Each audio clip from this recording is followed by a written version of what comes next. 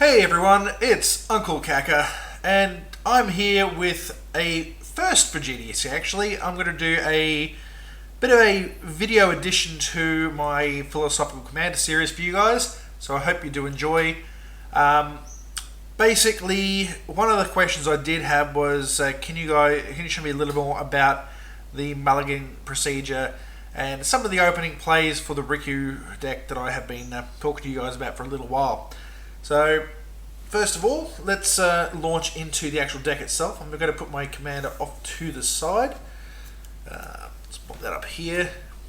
Please bear with me, guys and girls. This is a very ad hoc makeshift video studio made of rulers, webcams, empty CD towers, and yeah, it's haphazard. Just trust me, it's haphazard. But hopefully, we'll get a bit of good content of this. And if this is good, if you guys like this, I will try to invest a bit more money into a better recording setup.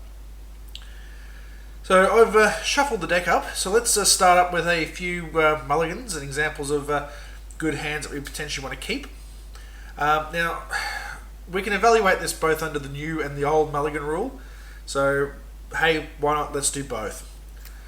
So here's a sample hand. We have Counterspell, Island, Breeding Pool, Coalition Relic, we have Bribery, we have Stolen Identity, and we have Heuristic Study. Okay, so immediately we can see there are two examples of blue mana. We potentially have decent mana rock to color fix this into red as well. We have some early game permission if we do need to deal with things. And of course in Heuristic Study have a potential draw engine. We do have two nice big threatening cards. We have Bribery and Stolen Identity. But these two cards, unless of course we can get to 5 or 6 mana, they are essentially dead cards for us at the moment. So, this hand is a hand that in an absolute pinch you could... It is literally the minimum threshold of potential capability, for the simple reason of you have double blue available here, which you can buy a turn with a counterspell. If you can find a third mana, you have Heuristic Study, you're online. A third mana gets you Coalition Relic, you're online. Under the old mulligan rule, I would be pitching Bribery and Stolen Identity. Under the new mulligan rule, I can actually consider keeping this hand. On the outside edge that you're probably going to find more land. You've got time. You've got at least 3 draws before you really need to care. So let's see what would happen if we did the old style mulligan. So let's put these two outside and have a look. And sorry about this, I'm just adjusting my little studio setup here and see what we would potentially have drawn into. Mountain, Mind's Desire. So yeah, as you can see, this is a fantastic hand now. We've got all 3 colours available: blue, blue-green, mountain, Coalition Relic, Heuristic Study. We've got a counterspell, and we've got potentially some sort of big fun thing, depending what we draw over the next few turns. Had we gone the other way, who knows what we would have gotten, but with the free mulligan for the first turn, we would have still potentially had a good chance of a good hand. So I like this hand because we've got colour fixing, we've got essentially 4 to 5 mana available, we've got draws, we've got permission, we've got threats. This is a great hand. So I'm going to put this one off to the side. Not going to bother shuffling at this moment. We're going to essentially just do a bit of flipping through here. Now I do talk about both mulligan rules because depending which play group I actually play with, we always actually ask which mulligan rule do we want to play. Some of my guys like the new mulligan rule, some of them don't. So anyway, let's go over for a second hand here. We've got Acquire, Sylvan Library, Mountain, Cast Through Time, Sol Ring, Search for Tomorrow, and Darksteel Ingot. This is a trickier hand to evaluate. We only essentially have 1 land in hand here, which is of course our mountain. we do have two other, well actually the way I see this is we have three other potential mana sources here. And how I calculate that is, I see the mountain into, let me just move this out of the way here so I can play this out here for you. Okay. Let's put this down the bottom so we can get at least a bit of an idea of what I'm actually doing. We can play the mountain into the very obvious Sol Ring play. That's your turn one. Now, I'm not taking the turn one draw here. I'm just drawing out your lines of play that you can literally see from the opening hand. So that'll be your turn one. Your turn two, right? There's always obviously a chance of potentially drawing a mana rock. If so, great. Or if you're drawing a land, even better, fantastic. That's absolutely awesome to hear and see. But there's no guarantee of that, so we're going to essentially assume that that's not happening. If it is, it does alter the lines of play. If you do draw a land, great. Land that would be Darksteel Ingot into Sylvan Library as your turn two. If you don't draw a land, bear in mind you've got two cards to draw a land in here. I would be going Darksteel Ingot into setting up a Suspend Search for Tomorrow. Now, obviously not an ideal play here, because you could go straight into the Search for Tomorrow. But that's obviously a valid option there as well. You could literally you can't really hard card Search for Tomorrow, because you need to get the Darksteel Ingot. So let's scratch that idea. You basically need to go Suspend Search for Tomorrow. And that's fine, because you do that off your Darksteel Ingot for green. At this point, we do have access to all our colours. We're a little bit choked, and the Search for Tomorrow is probably going to find us basically probably the Command Tower to fix our mana. We're failing that any sort of blue source at this particular point, probably a blue-green duel. That'd be ideally where we'd want to go next, which would then lead us into things like acquire, maybe see if you can dig out someone's Gilded Lotus, because you potentially then have 1, 2, 3, 4, 5, and Sylvan Library. You've got options at this particular point. You're starting to get into a game plan here. So let's try for a third mulligan. See what we come up with here. Again, I'm just going to flip off the top here, because this deck was pre-shuffled. So we have a Consecrated Sphinx, a Chaos Warp, we have a Turnabout, we have a Cyclonic Rift, we have a Steam Augury, Steam Vents, and we have a Simic Signet. Now, this is a hand that has options. It's got a mana rock, it's got a land, it has defense, it has draw power. The problem with this hand is though that under the new mulligan rule, this is essentially an auto mulligan. You haven't got enough mana to do anything with, and there's no guarantee of it. If this hand had a second land in there, that you could potentially play Steam Vents into land, into Simic Signet, then I'd be potentially considering that maybe as a potential keeper. I prefer to see a third land.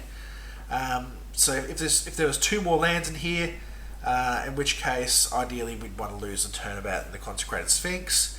At that particular point, then yeah, I'd be happy to go with that, because we could then cast Steam Augury.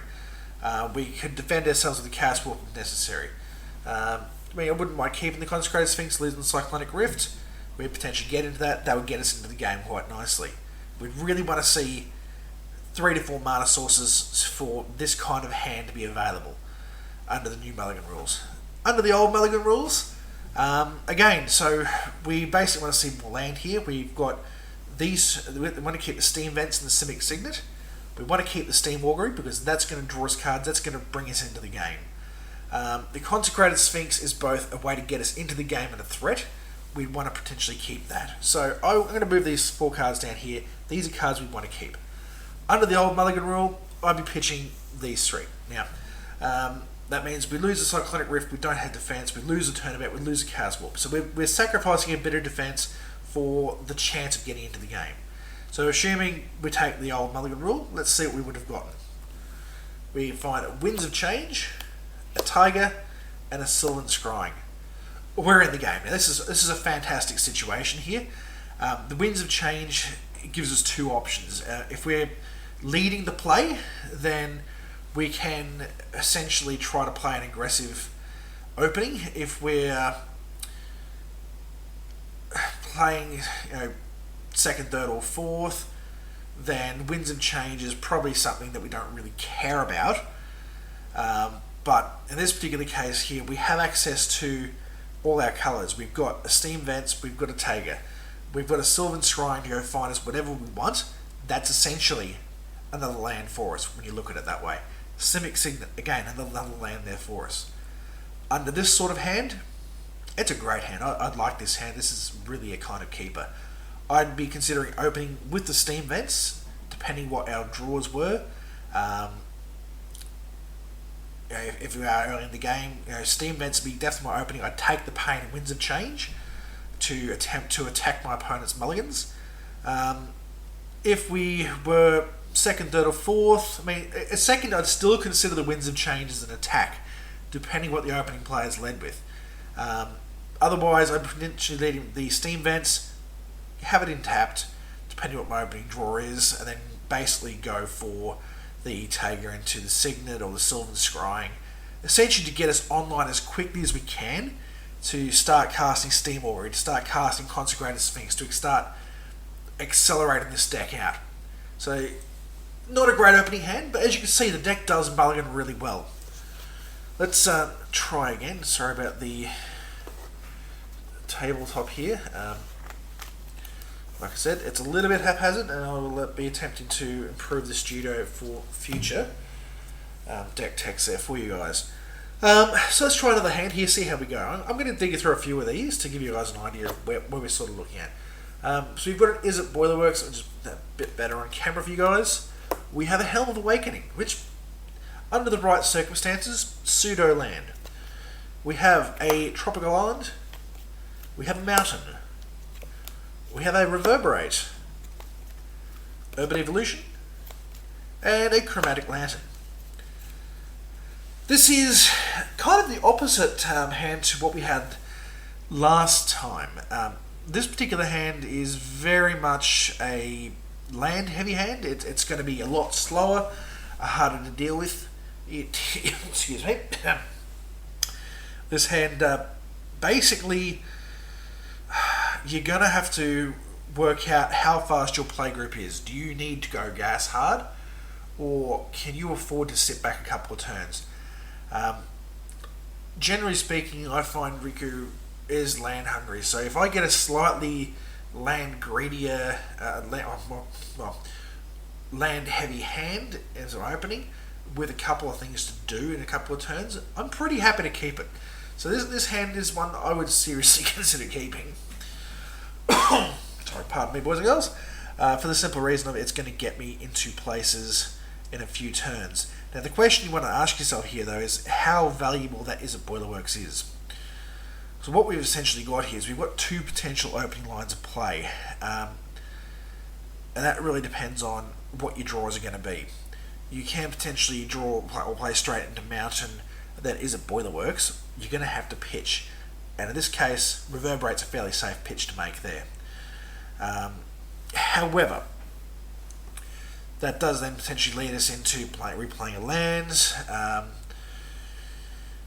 dropping Helm of Awakenings, Tropical Islands, Chromatic Lands. We've basically got everything online by about turn 3 that we can want to hope to do, which means we can be looking at turn 4 Urban Evolution, which is amazing. That's going to get us some serious gas, and that will probably accelerate us out in the game. The other option, obviously, is ignoring these Boilerworks for now till later in the game, in which case we would lead with the Tropical Island. Depending what our draws are, potentially Mountain if we don't get a better land, into Helm of Awakening turn 2. Turn 3 is going to see us the Chromatic Lantern, and potentially then playing these Boilerworks, unless we get other lands, which is actually probably the more optimal pattern for play in this case, because that's going to lead us into turn 4 Urban Evolution no matter what we do, because we at that point have access to 5 mana easily. So, in this case, in an isolated environment, Tropical Island, Mountain, Helm of Awakening, Is It Boilerworks, Chromatic Lantern, Urban Evolution. You've got a great hand there.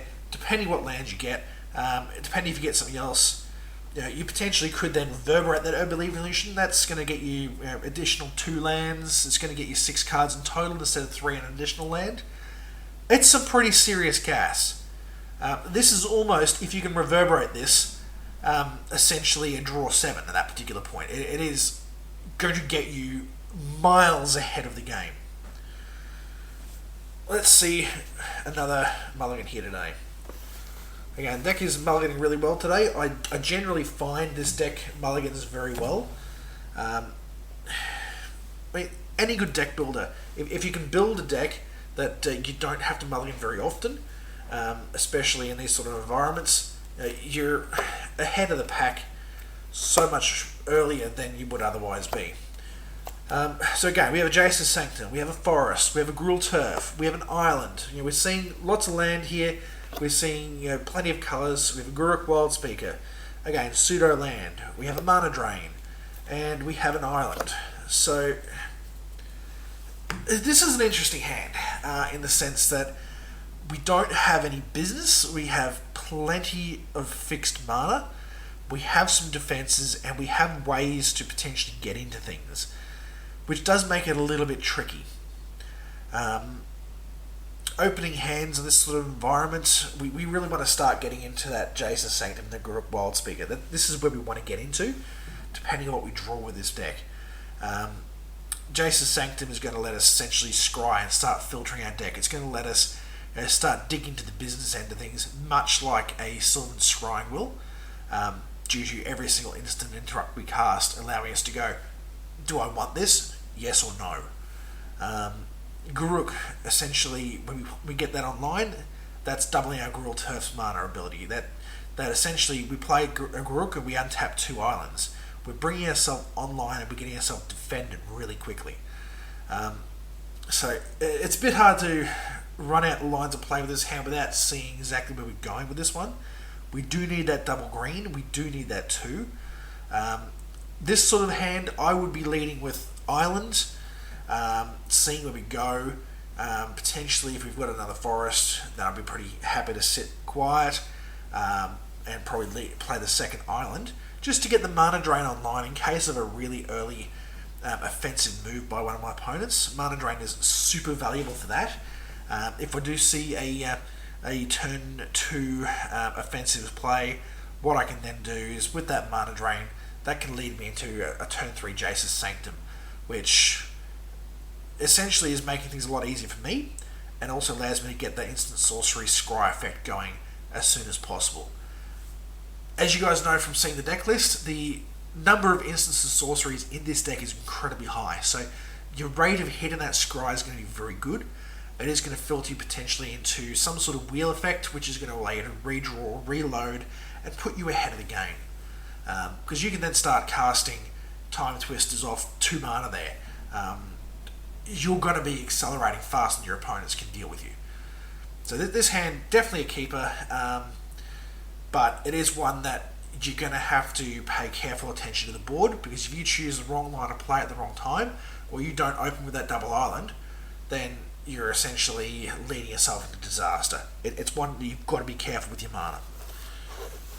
Let's go and have a look. So I'd be quite aggressive with that Mana Drain 2 in that situation. Let's go have a look at another hand. So I've got a few more of these we can do. Here's one of my new bits of technology, the Brutal Expulsion.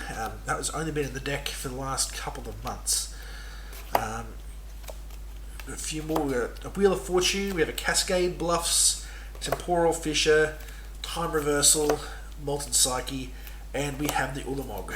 Now, I'm going to be straight up with you guys. This hand is absolute rubbish. I would not keep this hand in the world. Under the new Mulligan rule, scrap the whole thing. It's just worthless. Under the old Mulligan rule, there are some possibilities here. With the old Mulligan rule, I would be essentially keeping the Wheel of Fortune and the Cascade Bluffs, and I would be shuffling off the rest of this. So let's essentially put these down out the way. and let us see what we would have got under the old mulligan rule. The reason why I'm just doing the expansion with the old mulligan rule and not attacking the new mulligans is essentially every single mulligan you do here is going to be seeing the same sort of strategy under the new mulligan rule. You don't really need to see the old mulligan rule with the new mulligan rule. So we have some interesting things here now. We've got 3 lands in hand. We have a Time Twister, we have a Cerebral Vortex, and a Void Slime. So we've got actually a really good hand here. Under this sort of scenario, we have 3 land leads, we have 2 wheels, we have an offensive card, which is not going to do too much for us right now, and we have a Void Slime, which allows us to counter. But again, it's these 2 cards are a little bit dead for us right at the moment. What we are considering is what our early game plan is going to be. So let's consider that for this particular moment. We have 3 lands, we need to get to 3 mana. Our filter lands, which are both blue, are essentially dead without colour to back them up. Now, fortunately, our Cinderglade will feed either of our filter lands, so we're pretty happy about this scenario at this particular point. Unfortunately, our filter land, our Cinderglade, is one of the Tango lands, because it takes 2 to tango, or whatever you want to call them, battle lands, or whatever. Point is, this is literally the only Tango land I'm using in any of my decks at the moment, basically because it does have that land typing, and because it is the only land typing that matches the colours. If there was a blue-green and a blue-red, I'd be playing these, but there isn't. So we are playing the Cinderglade in this particular case. So with the Cinderglade, we are going to be essentially leading with that Cinderglade. Now, yes, I do know it does come in tapped, but we need its colours more than anything else. That'll be our opening play. We would then follow up with the Cascade Bluffs, for the simple reason of red is slightly more important than green at this particular point. We have access to green anyway, and we know we'll be able to get the Flooded Grove turn 3. So turn 3, we are on 3 mana. We don't really care. It's all good. From here, you can go with Wheel of Fortune, you can go with Time Twister, it honestly doesn't matter. I would probably go with Time Twister for the simple reason that it's going to reshuffle that Wheel of Fortune back in your deck. It is the stronger card. From there, Bob's your uncle, you can go for whatever comes to your fancy, and you will probably get away with this quite nicely because, yeah, sure, you're resetting everyone's hand, yeah, you're out of mana, but you're at a point where you're quite happy to reset the game. People have sculpted their hands, they've started filtering, they might have done an early game shooter, and you've just broken that, which is okay. It's not an amazingly strong play, but it's there.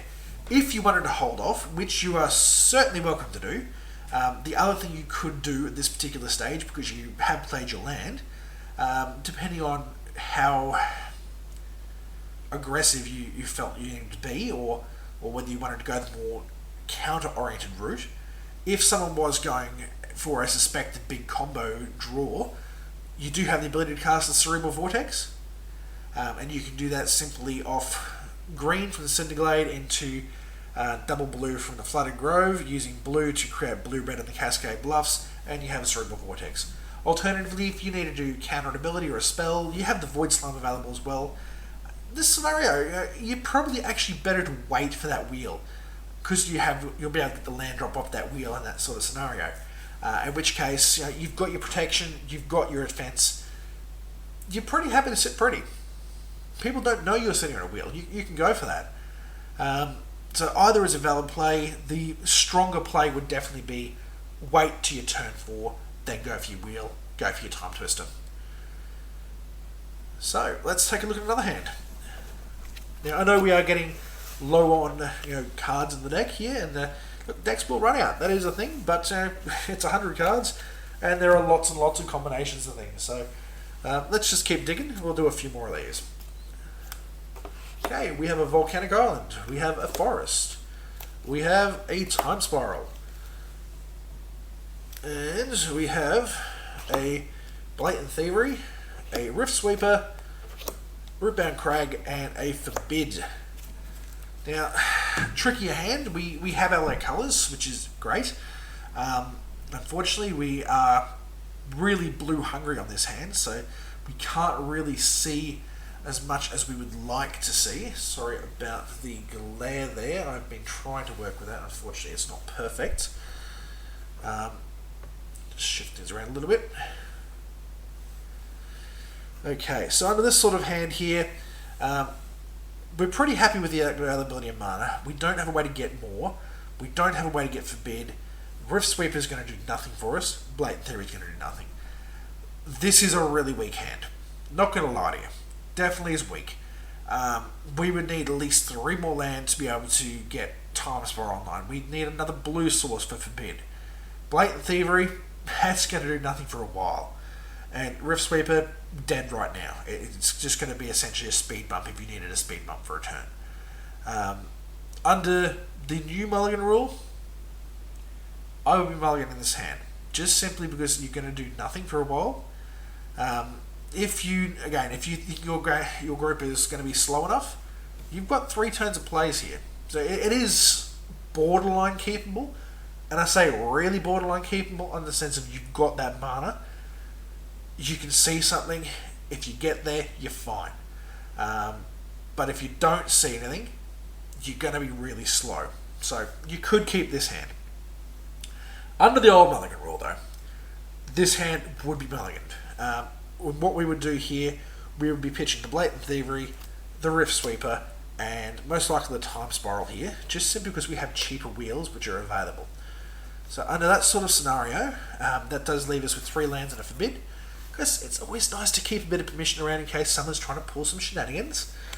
So let's shift those out of the way and see what our replacements would be. We have a Skyshroud Claim, a Forest, and we have a Twin Cast.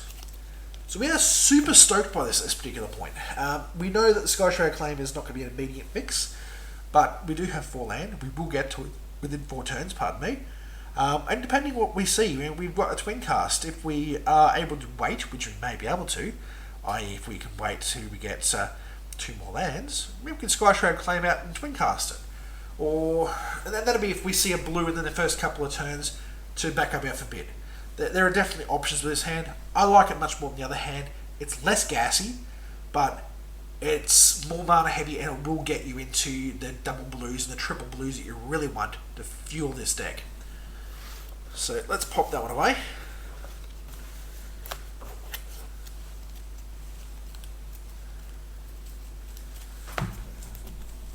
Alrighty. Do one more and then we can do a few playthroughs. So we have a Hinterland Harbour, we have a Sulphur Falls, we have a Stomping Ground, we have a Mindbreak Trap, Wood of Foothills, Forest, and Fact or Fiction. Okay, so this is the land heavy side of barely keepable. Simple reason is that we have a Fact or Fiction. Fact or Fiction is going to see us 5 cards, don't know what they're going to be, but it's going to be gas. We have access to triple blues. We have a Wood of Foothills. We have 2 blue check lands, which are great because they can come online very quickly. They do look for a island or a mountain or island or forest, so Wood of Foothills would be going and fetching up, yes, you guessed it, a volcanic or a tropic. It doesn't matter as long as you go fetch up a blue jewel. You do have Mindbreak Trap do deal with combo decks, which is nice. It is going to be a slow side of the countering wall, but this is definitely a keepable hand. Under either scenario, this is a hand I would keep.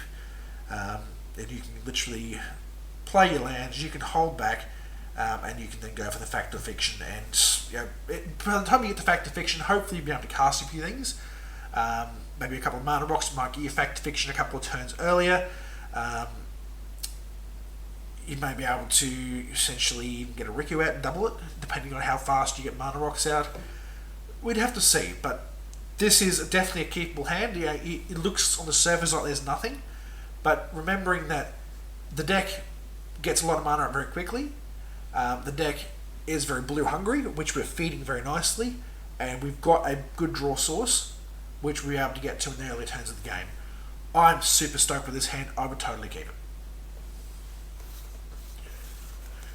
So, that's all for this section of the video cast, guys and girls. I'll stop this one here, and I'm going to split this into a couple of videos because I know we've been going for a little while. But looking forward to part 2, where I'll do a few playthrough games.